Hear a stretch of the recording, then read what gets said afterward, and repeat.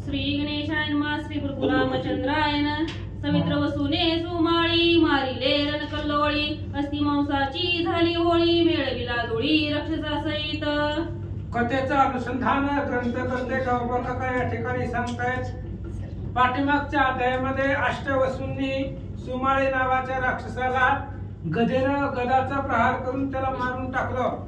सगळ्या असणाऱ्या हाडाची त्याची रांगोळी झाली आणि त्याचा वध अष्टवसूंनी केला। कोणी रावणाचा ज्येष्ठ सूत क्रोध चढला से बहुत नेत्र करोनी रक्त युद्ध प्रवर्त कथे समयी आणि सुमाळीला मारल्यामुळे इंद्रजिताला भयंकर राग आलेला आहे। क्रोधाला लाल भडक झाला आणि हातामध्ये शस्त्रास्त्र घेऊन इंद्रजित युद्धामध्ये मिसळला। बळत्या देवोनी नाविकार आपण रणंगणी राहिला स्थिर कन करती जडित दूर पोळ्याची चाके आणि त्यावेळी जी काय सुमाळीचं वध झाल्यामुळे सगळं असणारं राक्षस सैन्य पळू लागलं। इंद्रजितानं नाविकार दिला, म्हणले घाबरू नका, चला रणांगणावरती मी पाठीशी आहे। रथावरती इंद्रजित बसला। सगळं असणारा सोन्याचा रथ त्या ठिकाणी होता, त्याची चाक गडगडाट करत होती आणि अशा रथामध्ये इंद्रजित युद्धाला आला।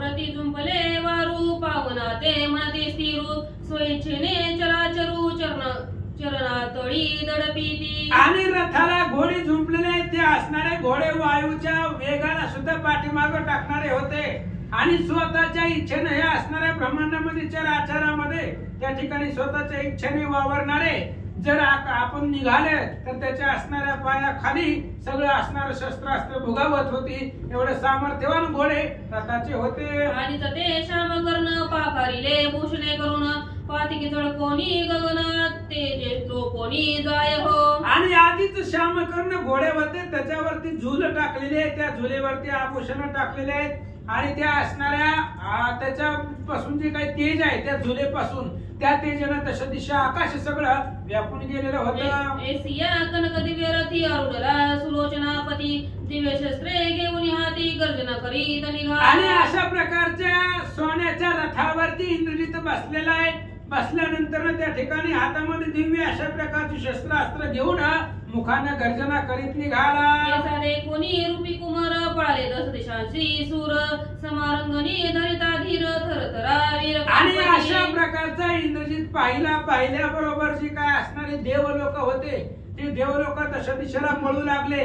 ते इंद्रजिताला समोर बघितल्यानंतर युद्धाच्या ठिकाणी समरांगणामध्ये कोणालाही धीर धरवला जात नव्हतं। सगळे मोठे मोठे वीर थरथर कापू लागले। शैलारीने सदे कोणी सैना देते तसे आश्वासन भिवून काय शब्द करून पळत ते स्थिरावले। आणि इंद्रानं पाहिलं आपलं असणारं गण सैन्य देवलोक पळू लागले। इंद्रदेवाने सांगितलं, म्हणले घाबरू नका।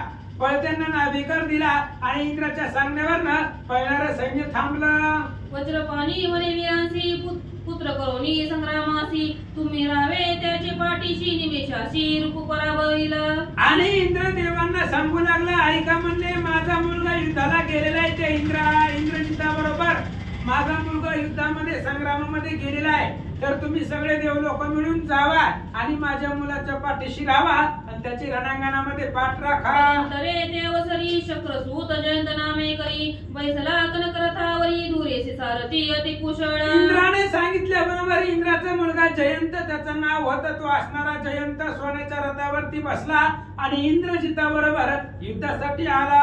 करुणी रथ प्रेरीला जेथे मेघनाद तेथे आला राक्षस पुत्र देखोनी प्रवर्तला राजपुत्रासी समरंगणी। आणि ते असणारे जयंतानं रथ इंद्राकड जिथे इंद्रजित उभा होता त्या इंद्रजिताच्या दिशेने जयंतानं आपला रथ चालवला आणि सगळे असणारे देवलोक सोबतीला घेतले आणि ज्या युद्धाच्या ठिकाणी रावणाचा मुलगा उभा होता तिथं जयंत पोहोचला।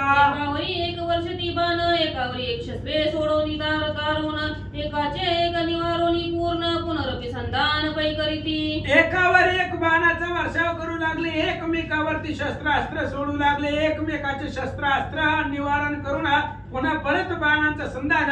जयंत इंद्राचा मुलगा जयंत आणि रावणाचा मुलगा इंद्रजित यांचं युद्ध सुरू आहे। पुत्राचे सुरता बाण भेदले समग्र राक्षस दळ कित्येक खोचले बंबाळ रक्ताचे पूर चालिले। आणि जयंताचे बाणाचं जाळाचे जाळ सुटलं, असंख्य बाण जयंताने सोडले, त्याच्यामुळे अनेक राक्षसाचं दळ संपला गेला।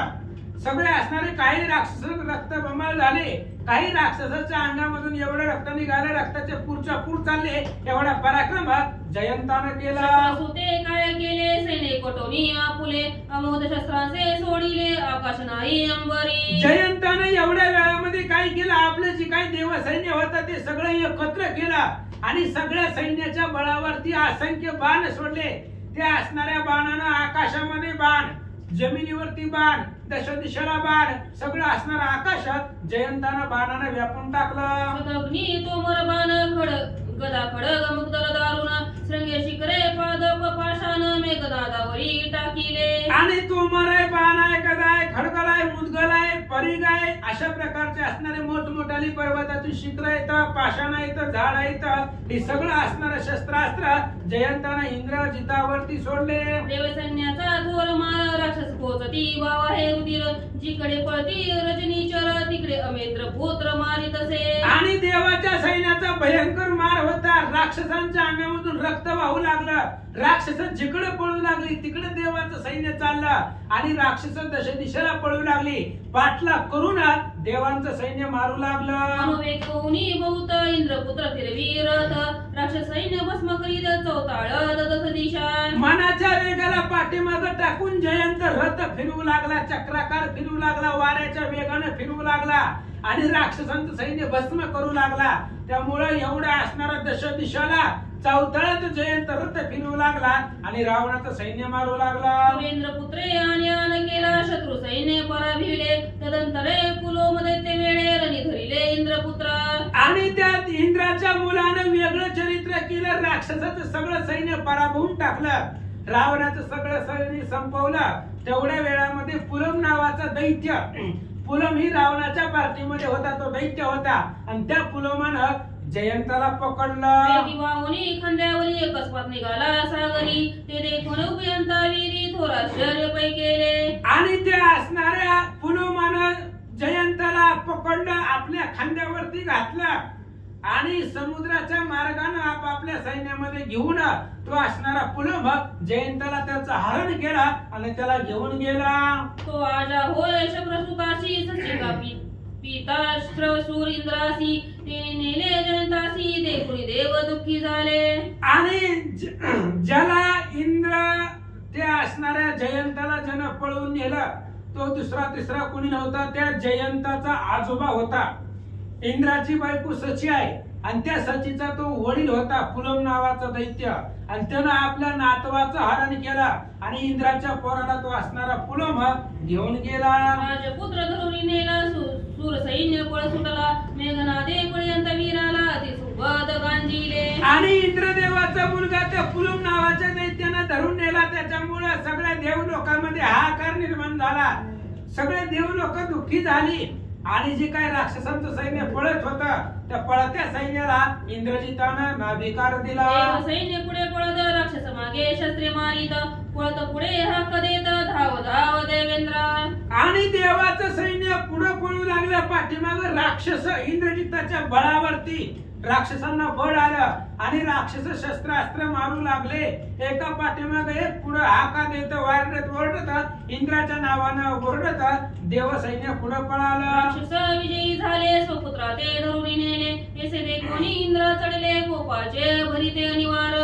आणि राक्षसांचं सैन्य जे होतं ते विजयी झालं, देवांचं जे सैन्य होतं ते पराभव झाला आणि इंद्राच्या मुलाला धरून नेलं. त्याच्यामुळे इंद्राला भयंकर राग आलेला आहे. अनिवार्य अशा प्रकारचा क्रोध इंद्राला आला, आपल्या पोराला धरून नेलं. त्यामुळे इंद्रजिताला खूप आला. काय करतो सारथी म्हणे सचिपती रथ आणि शीघ्र गती तो मातलीने तेची समय प्रति आणिला रत्न जडित. आणि इंद्राला भयंकर राग आला. इंद्रानं मातलीला सांगितलं जा म्हणले रथ तयार करून आण. बघतो म्हणले ह्या राक्षसांचा माझ्या पोराला धरून नेलाय. लगेच इंद्राच्या सांगण्यावरनं मातलीने रत्नानं मळवलेला रथ इंद्राच्या समोर आणला. रथी अरोडोनिया इंद्र पण केले मेघा सारखे गर्जन पुढे जाता पुष्पून अमरावती सपय झाले. आणि इंद्र त्या मातलीने आणलेल्या रथावरती इंद्र बसला. मेघासारखं गर्जन इंद्राने केलं. केल्यानंतर अमरावती मधून इंद्र निघाला युद्धासाठी आणि जात असताना मार्गामध्ये सुरुवातीलाच अपशकुन लागले. वैर्यावरील पवन लागला वज्राईचा कठीण, पुढे जाता रथाचे वरू मेटे वळून भूमी लागून बैसले. आणि त्या असणाऱ्या इंद्रदेवाला अपशकुन झाला वारा सर्वसामान्य वारा, पण त्या वाऱ्याचा मार वज्रासारखा कठीण लागला होता. पुढे गेल्यानंतर रथाचे जे काही घोडे होते ते असणारे घोडे जमिनीवरती आडखडून पडले. असं अपशकुन इंद्रदेवाला झाले. आणि शंखला अमरपती पुढे चालिला शीघ्रगती, सवे आदित्य रुद्र सुगण अमिती शस्त्रे चळपती सतेज. आणि इंद्राच्या मनामध्ये शंका निर्माण झाली. जाऊ द्या म्हणले, अपशकुन झालं, आपल्याला जय बहुतेक भेटणार नाही, पण म्हणलं जाऊ द्या. अपशकुनांच्या बहिणीनं काय आता पोराला धरून गेलंय, त्याच्यामुळे राग आलेला होता. आणि त्या असणाऱ्या अपशकुनला न मानता इंद्र रागानं पुढे निघाला. शस्त्रे जोडीत वज्रपाणी प्रवेशला रणांगणी, तवेरीकडे मेघनाद जनकते चिक्षणी रथावरी बैसला. आणि तो असणारा इंद्र भयंकर अशा प्रकारे शस्त्रास्त्राचा मारा करत राक्षस सैन्यामध्ये प्रवेश केला. तेवढ्या वेळामध्ये रावण नाना बघितला. रावण रथावरती बसला.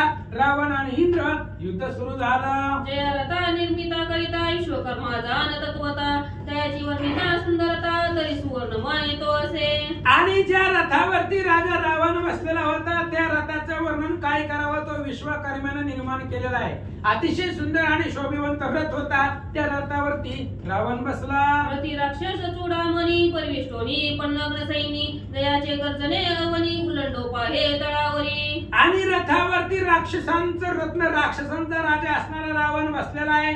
अवतीभोवती सगळं असणारं सैन्य आहे. आणि जयाच्या गर्जनेनं हे असणारं तळातळ पृथ्वी सुद्धा उलटली. एवढ्या ज्याच्या गर्जनेमध्ये ताकद आहे तो रावण युद्धाला निघाला. दैत्य निशाचर परिवेष्टित रती अरुडोनी रणपंडित, आवेशवैर्या समोर येत जैसा भास्कर पूर्व दिशे. आणि सगळे असणाऱ्या दैत्य राक्षसा परिवेष्टित सर्व सैन्य आहे. रावणाच्या अवतीभोवती सगळे राक्षस होते. रथावरती राजा रावण बसलेला आहे. वरी पुढे असणाऱ्या आवेशानं वैरी येत होते. जसं पूर्व दिशेला भास्कर सूर्य असावा त्या पद्धतीने रावण रथावर बसला. मेघनादाहुनी मागिलेकडे स्वयंठान मांडोनी पुढे, धनुष चढवून या मेढे अनेक बाण टाकिले. मेघनाथाच्या पाठीमागे असणारा राजा रावण रथावरती बसलेला आहे. पुढे असणारा युद्धाचं ठाण मांडलेलं आहे. धनुष्य हातामध्ये घेतलेला आहे. अनेक प्रकारच्या बाणांचा वर्षाव देवलोकावरती रावण करू लागला. देव राक्षस परस्परी युद्ध करीती रणसागरी, शस्त्री वर्षती जैसे अंबरी मेघ दाटेले अकाळीचे. देव आणि राक्षस यांच्या परस्परामध्ये द्वंद्व युद्ध भयंकर सुरू आहे.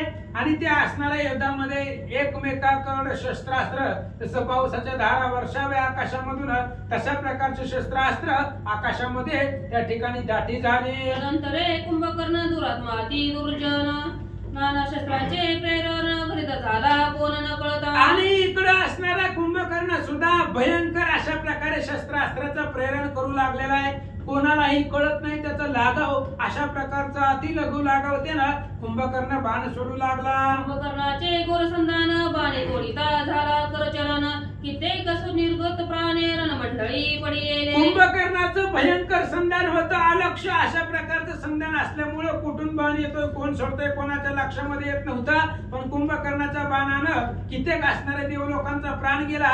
काही असणारे देवलोकांचे पाय हात मोडून टाकले आणि काही असणारे देवलोक कुंतन जमिनीवर पडले. मग ते आदित्य निशाचर कोपा चढले परस्पर, खरेदी झाले दुर्धर मार एकमेकांची वर्मे लक्षोनी. आणि त्याच्यानंतर आदित्य आणि राक्षसांचं भयंकर त्या ठिकाणी युद्ध सुरू झालं. एकमेकावरती दुर्धर अशा प्रकारचा बाणांचा वर्षाव करू लागले. यावरी सुरवरी राक्षस केली घे मारी, पळताना पळवे राक्षस वीरी धाके प्राण सांडिले. आणि देवलोकांचं बळ वाढलं. देवलोकांनी अनेक प्रकारचे बाण राक्षसावरती सोडले. राक्षसांना पळायला सुद्धा जागा शिल्लक राहिली नाही. एवढा असणारा पाठला करून देवलोक मारू लागले. कित्येक गत प्राण पडिले, कित्येक सर्वांगी बाण लागले, कित्येक भूमीवरी केश मोकळे लोळती रणांगणी. काही राक्षस गतप्राण झाले, काही राक्षसांचा जीव गेला, काही राक्षसांच्या सर्वांगाला बाण लागलेला होता, काही जमिनीवरती केश मोकळे सोडून पडलेले होते, रणांगणावरती लोळू लागले. कित्येक दाखे पडत, कित्येक युद्धे नवे म्हणत, कित्येक बोलवती आम्ही मार्गस्थ तीर्थयात्रे इंडोत. आणि काही काही असणारी राक्षस धाकाने त्या ठिकाणी घाबरून पळू लागली. काही त्या ठिकाणी असणारे सांगू लागले, बाबा आम्ही युद्धाला आले नाही, आम्ही मार्गस्थ आहे, इथून चाललो होतो, आम्ही काही युद्धाला आलो का, उगाच तीर्थ करत करत निघालो होतो, अशा प्रकारचं बोलून आपला जीव वाचवू लागले. राक्षसरांनी पडले जाण सहित वारू गजगण शास्त्रे पोटे कवटाळून भीष्मत वीर पडिले. आणि अनेक राक्षसाचं सैन्य पडलं गेलं. त्याचे असणारे रथ मुघाला रथाचे घोडे त्या ठिकाणी रणांगणावर पडले. हातीवर बसलेले असणारे हाती सुद्धा रणांगणामध्ये पडले. अनेक प्रकारचे शस्त्रास्त्रांनी राक्षस रणांगणावरती पडले. बापर जोटी विशाळ मुख दंत दाडा विक्राळ देख हात पाय पसरून सम्मुख रणांगणी पडिले. भयंकर अशा प्रकारचे त्या ठिकाणी रूप आकराळ विक्राळ अशा प्रकारचं रूप राक्षसांचं होतं. भड विशाळ मोठं असणारं तोंड होतं. त्या तोंडामध्ये दात दाडा भयंकर विक्राळ स्वरूपाचा चेहरा दिसत होता.